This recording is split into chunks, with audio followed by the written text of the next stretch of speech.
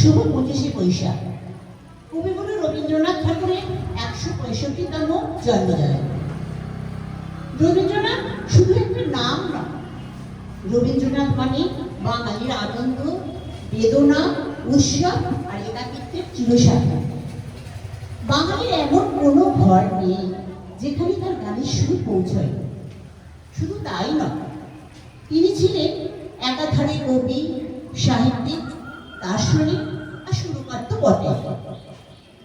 আজকের এই বিশেষ দিনে আমরা গঙ্গার জলে গঙ্গা পুজো করি, অর্থাৎ তারই লেখা গান দিয়ে আজকের এই সুন্দর দিনটি আমরা উদযাপন করি।